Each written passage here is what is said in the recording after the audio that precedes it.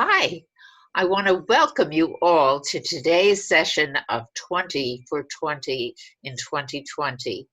Those of you that are familiar with my series know that I will be asking 20 questions of 20 professionals that you may be interested in choosing as you go through your life and try to make important decisions and want to know who you want to work with on making these decisions.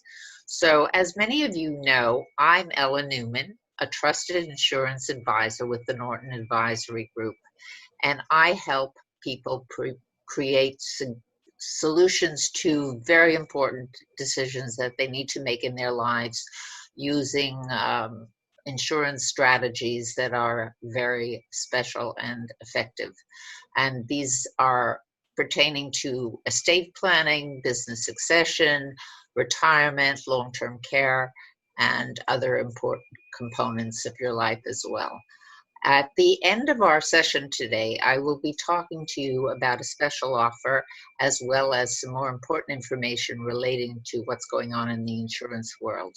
But right now, I'd like to introduce you to today's guest, who is Ivy Slater, and she is the head of Slater Success and an entrepreneur, a speaker, an author, a podcast host, and most importantly, a professional certified business coach. And so I'm so thrilled to welcome her today. I met Ivy a number of years ago when she was hosting a workshop in New York, and I attended that workshop and thought it was extremely effective and have stayed in touch with her on and off through the years and have been participating in a program she's been doing currently about how to be a visionary leader in unexpected times, which has been very powerful and important and effective. So, Ivy, welcome. How are you dealing with this pandemic? I know you're outside the city in a safe space. How's it going? You know what? Overall, things are going just fine. I'll always say I'm going to be the person who's going to find and locate and highlight the silver linings of any difficult situation. And there has been a variety of them during this pandemic. That's so good to hear. Well, I'm looking forward to introducing our audience to you by asking you our 20 questions. So we'll get started. So my first question is, what is the primary focus of your practice? So primarily I work with business owners, supporting them, their scaling and growth of their organizations. I work with, I approach it from a very leadership standpoint. The stronger leaders we are, the better we can scale and grow. Great. Now, what led you to this component of your career? This truly happened. The birth of Slater Success was a result of a midlife crisis at 45. It was just one of those things that happened. It was my 45th birthday month, the month of April. It was also the anniversary of my father passing. He had died the April before. And, me being who I am, I was running a successful printing company, a 7-figure business. And, being a working mom, supporting my mom in this transition in her life and just doing everything. And that year later, I realized I never took my time, and I hit a wall. I definitely hit a wall, crashed and burned, and cried for 30 days. I'll save myself a Noah's Ark. And I was working out on the Upper East Side with a friend in Carlshills Park, and we're doing walking lunges, and I'm crying. And I said, I can't die a printer. There has to be more to me. I had such aspirations. And she goes, well, you've done so well. You have a major company, this, that, and the other thing. I was like, but I wanted to be a dancer. I wanted to be a producer. I wanted to be something that, left a legacy that I was so proud of. I said, I do very well. And I make an impact, and I adore my team, and I love my clients, but it's got to be more. And she just looked at me and she goes, you ought to become a coach. And I said, soccer? And bear in mind, Ella, this was 2007. So coaching was not as known of an industry as it is today. Right. And she said, no, I'm in this coaching group. And she goes, because of you, I've expanded and built my business so significantly from the conversations we have when we work out together. She goes, you should become a coach and you should do this for others. And I had no idea what she was talking about. I 100% went home that night, opened Google and said, what is coaching? And came up with soccer and tennis. And it was like on page 3 that we started getting into what coaching is today. Huh. That's really interesting. I enjoyed hearing that. Now, so you've been coaching for quite some time. How long has it been now? Slater Success we are in business over 12 years. In midlife crisis, if anybody actually wants to count my age, happened in April of 2007, and Slater Success was opened in January of 2008. Well, that's fantastic. And now you have so many clients, right? I can't even imagine how many clients you're dealing with. I'm very, very fortunate. I happen to love business. I happen to love what I do. And I've been able to build an international client base. We have a few clients outside the United States, the majority in, a lot in the Northeast, a lot in the Northwest, actually. I have a bunch of clients in Seattle and California and Chicago and Atlanta. Most importantly, to me, it's never about the number. It's always about how I can serve somebody best. That's perfect. And what would you say some of the highlights of this career coaching experience has been for you? There's been a lot. Some of the highlights, I'll give you 2 different examples. Okay. A longstanding client, somebody I met at the Philadelphia Women's Conference, the Pennsylvania Women's Conference, years and years ago, is a brilliant woman. And, due to the life circumstance, she ended up, being laid off and this, that, and the other thing. But she was a CFO. She had an MBA. She's a CPA. She had more initials than I can know what to do with. And she was doing paperwork and paying bills for seniors at $25 an hour because she lost her sense of self-worth based on experience, based on a downsizing. And so jump forward to today, this year, 2020, her business has grown 30%. She is a CFO service, a virtual CFO company, virtual CFO and bookkeeping company. She has a team of over 10. She has clients in all over the place, and she is happy. She's thrilled. She is loving, because that's the important piece. She is loving life. She feels great about her business, and she feels great about herself. And that, that when you can help somebody shift their world that way and build a business there's nothing else like that. When a client reaches a huge milestone, something that they thought was really going to be tough, but we break down the action steps and, we support that consistency and we deviate as needed, and then they achieve it. Popping that, whether it be sparkling cider or Dom Perignon, doesn't matter. But that when I see our clients and really achieve greatness, one of our corporate clients a few years ago kept getting passed over for promotion, and we were engaged to work on leadership.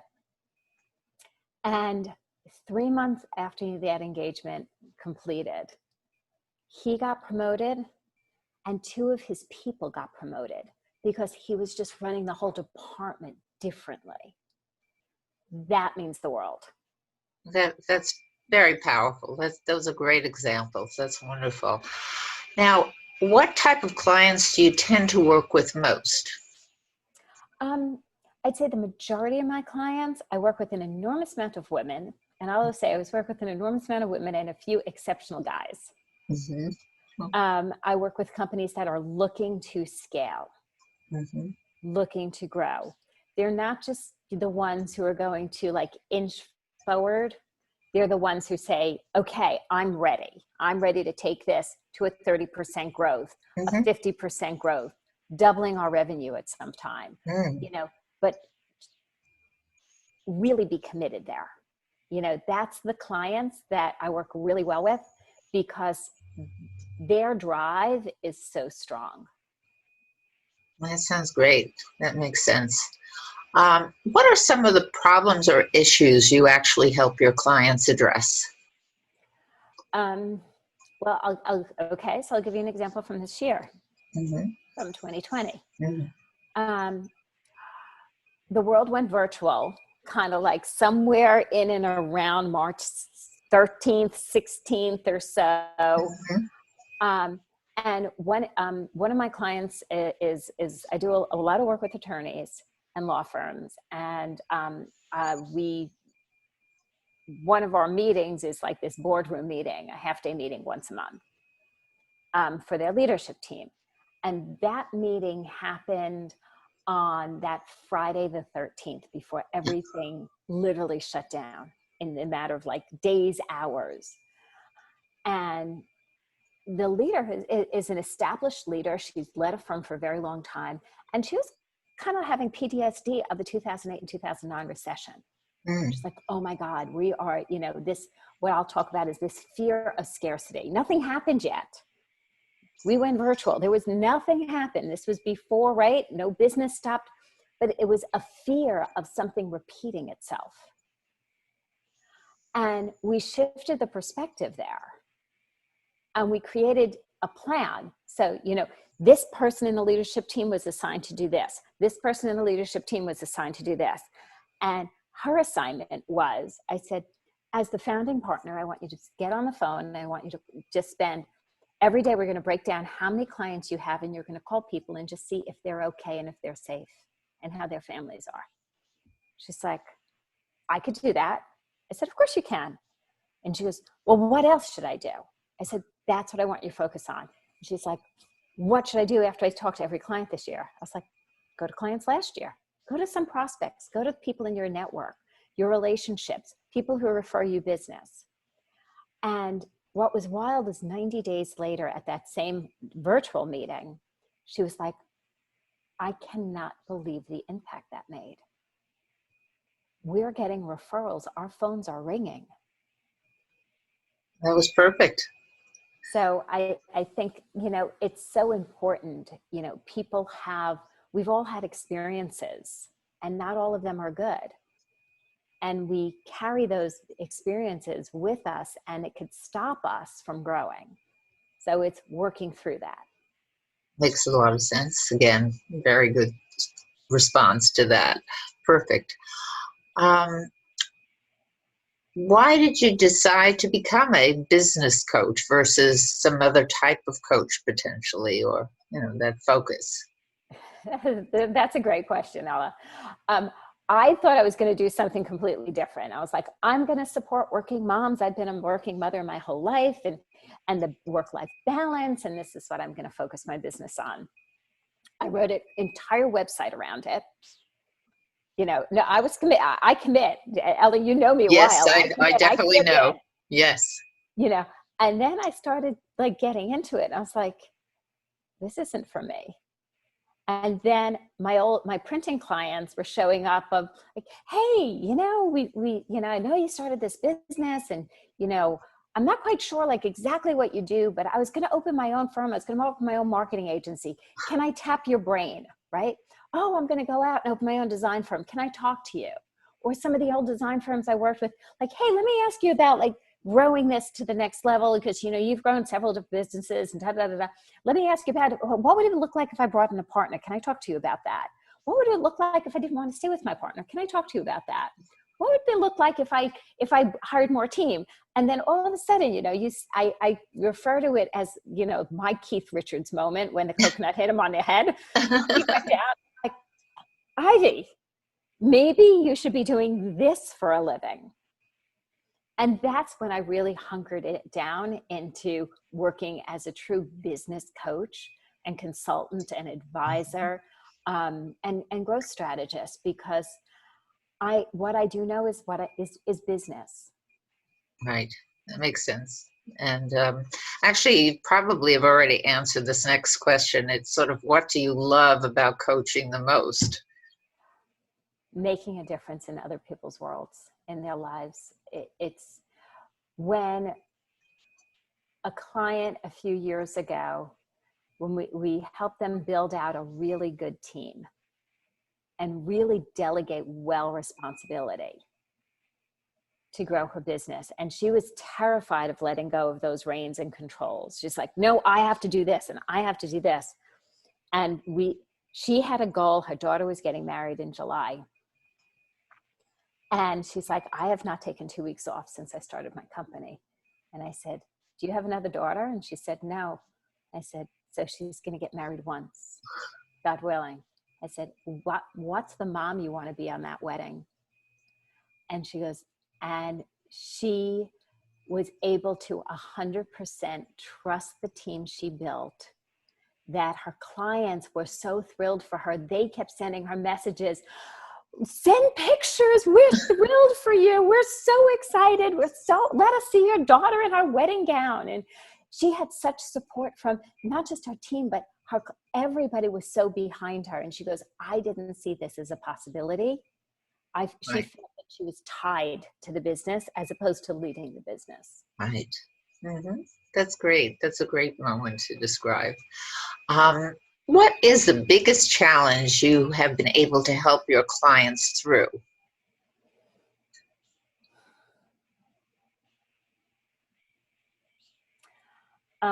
There's been some real difficulties this year with certain clients. They have faced things that some of it I truly can't disclose. But there's a client whose business was severely impacted, and then her closest support tragically died. And there's, it wasn't that long ago I was on the phone with her on Sunday afternoon. We think business is the most important thing, but our lives are the most important thing. And it's when we're navigating so much and you have layers of tragedy that are coming through, or layers of crisis.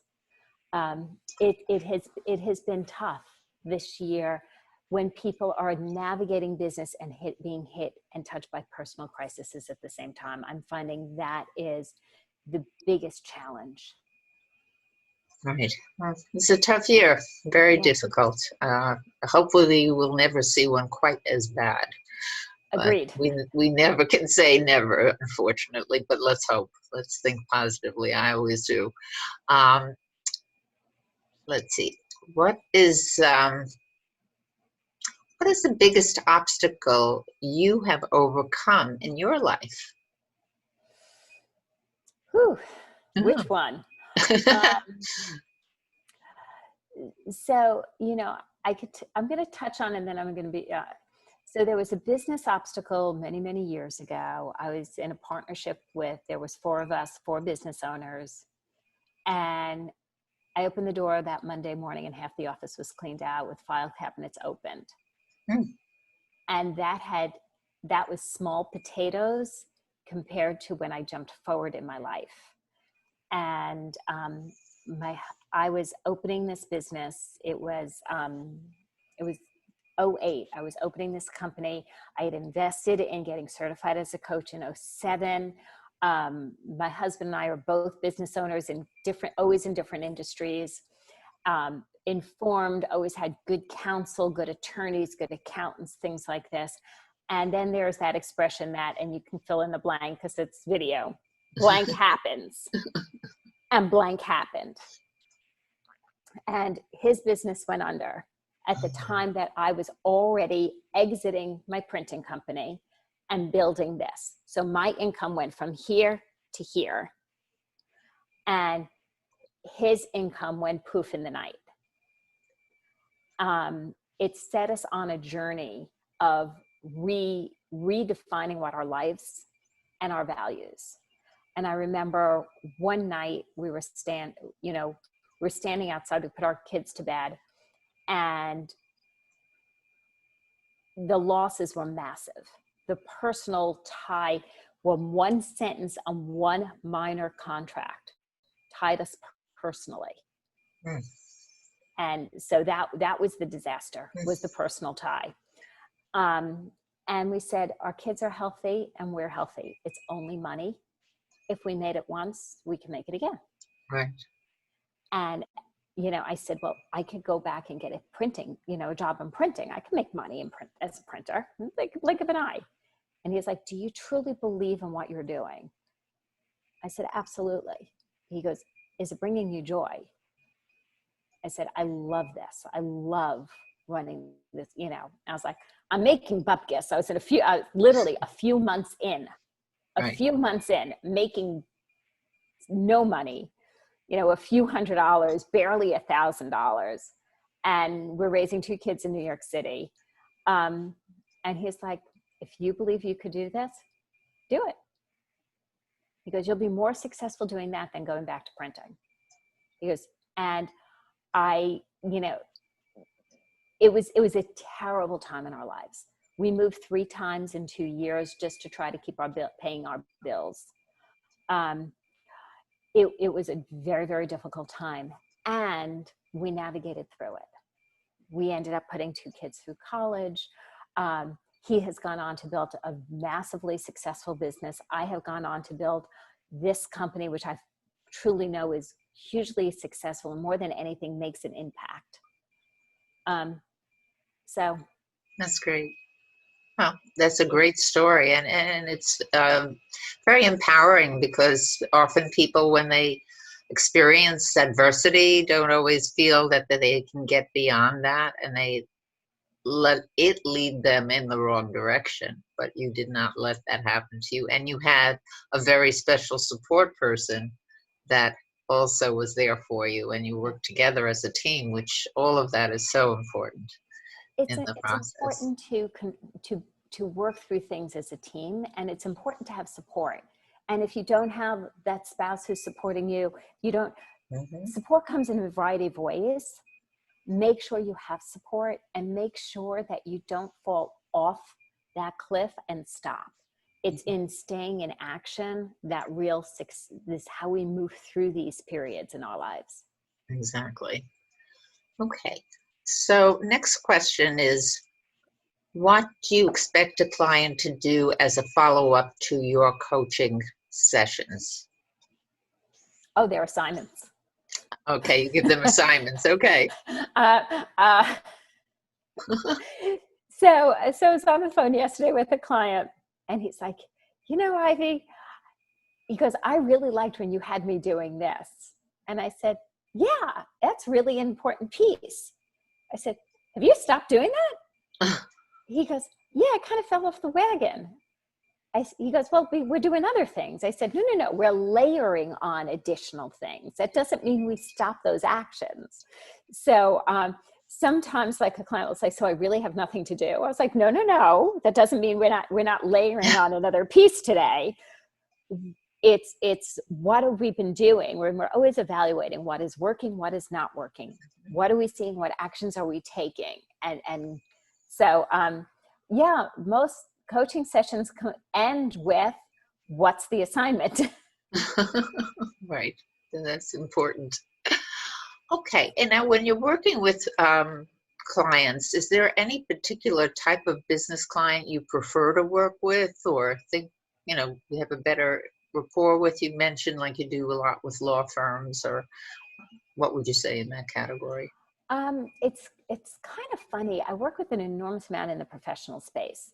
So it could be law firms, CPA firms, CFO firms, financial service. What's really funny is I seem to have developed a sweet spot in scaling service-based businesses after selling a product for 20 some odd years.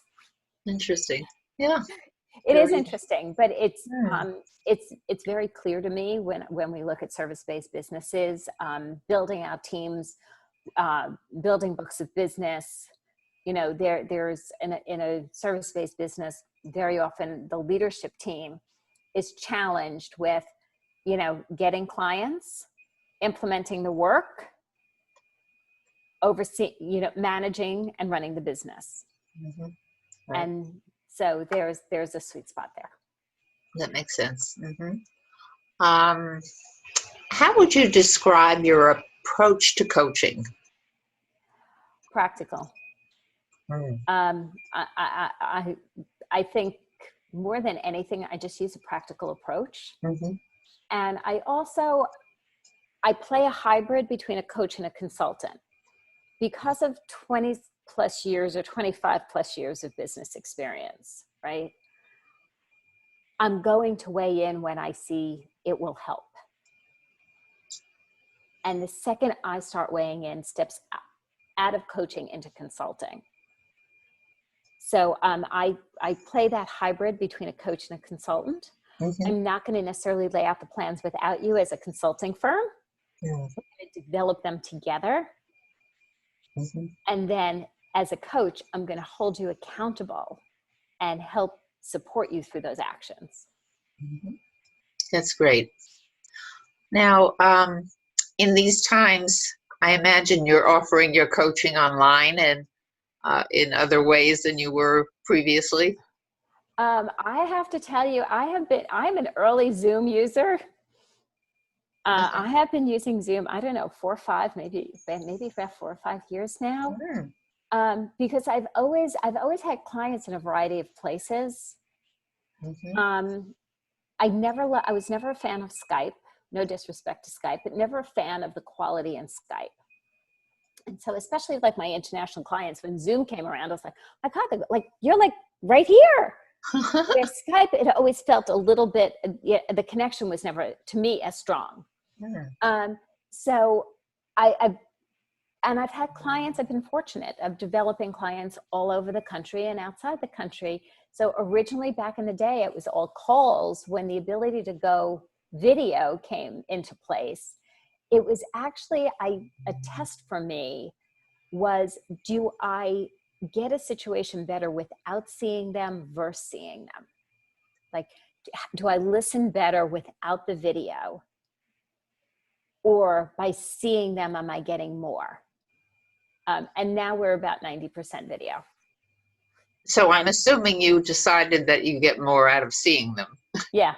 You know, raised eyebrow says a lot. I agree. I think you can Yeah. read a lot more into seeing the person respond. That's great. Now, what do you provide as ways for a client to work with you? I mean, are there different alternatives or packages or ways? How do you Um, do that? so one of the most important thing to me is to, you know, we don't charge to actually just meet with clients and understand what's going on, understand what they're looking to achieve. Mhm, Um, if depending upon the scope, sometimes we we often work on a retainer basis, and it will be a retainer basis based on scope of what we're looking to achieve.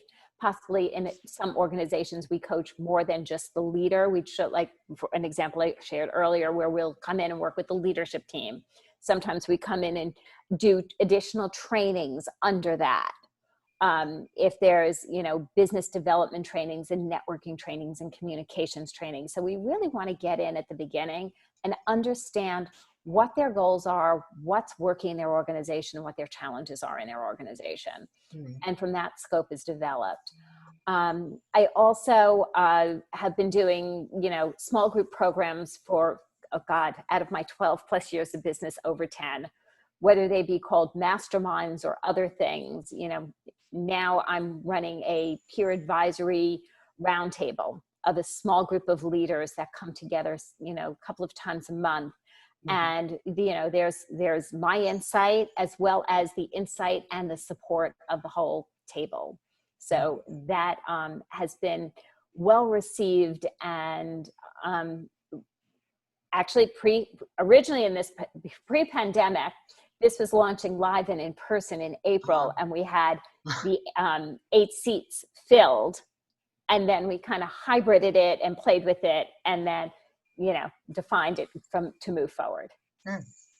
Okay, that's perfect. Let's see now. How long does a coaching engagement last? I usually start working with my clients for 6 months. I'm not a believer that 3 months makes enough of an impact. We fall off consistency. Right. Although they say, 90 days gives us the ability to create habits.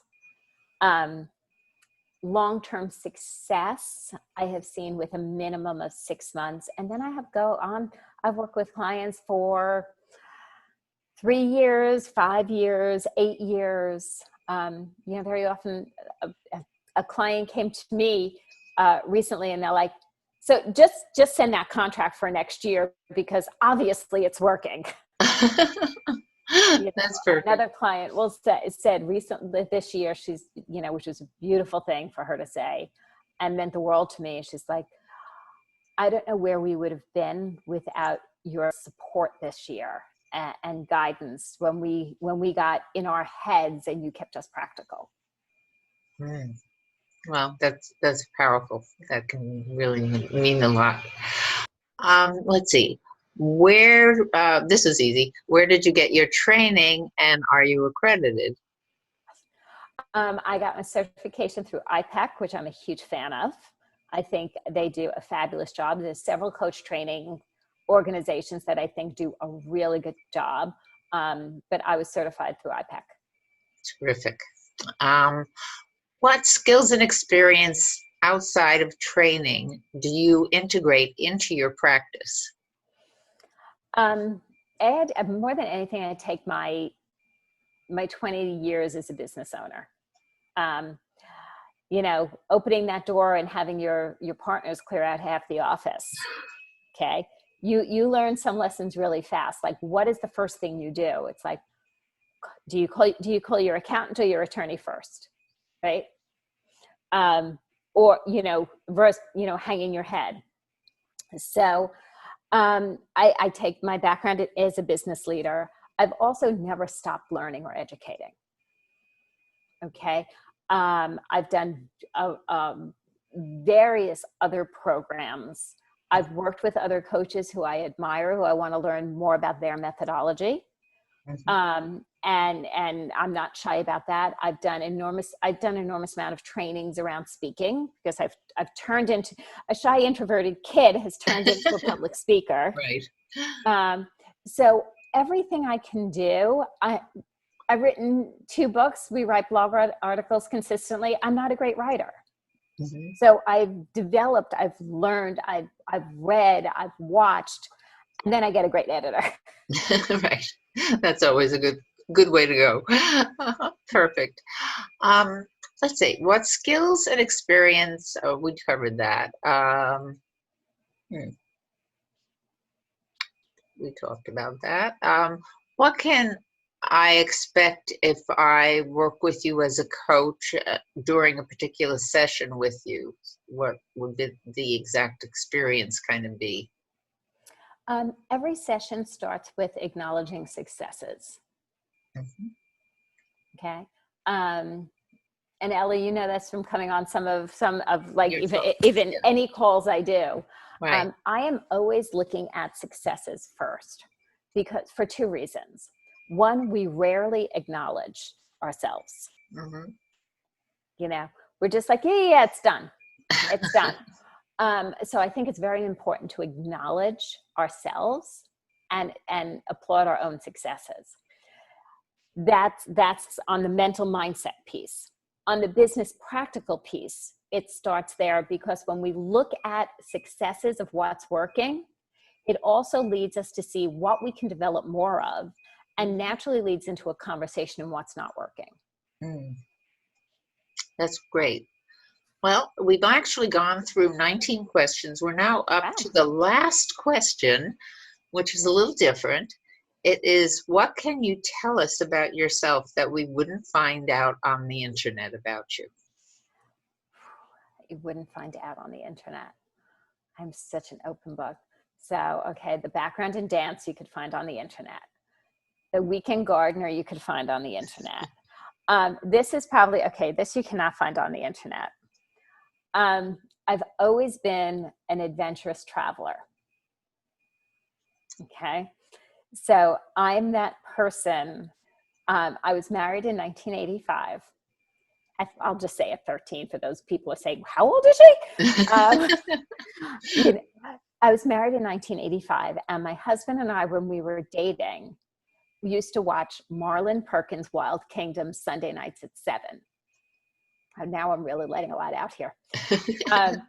And we got engaged, and I was more excited to plan the honeymoon than the wedding, complete honesty. And I wrote to the Kenya consulate, and I got all this information. I had it sent to the office where I worked, and I came home. And the next time we saw each other, I said, I kind of have a great idea for our honeymoon. So I married a man who, without knowing me, he would still not have a passport. Okay. I was in England, so he got a passport to come visit me when I was in college, right? Uh-huh. But before that, his saying was, I'd never been further west than West Virginia. Got it? Yes. You know, they drove to Florida and back to see the family. That was it. That was his upbringing.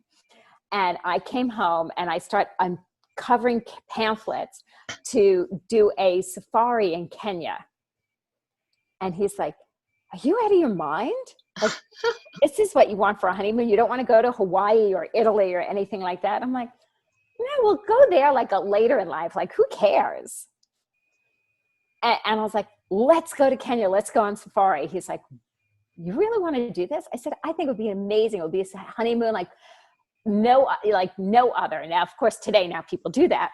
But he thought I was crazy. And then as we started like researching in that time was very different. It was truly reading books and highlighting and putting paper slips and things and tearing things out and, you know, going to the library and getting articles and writing the Kenya consulate.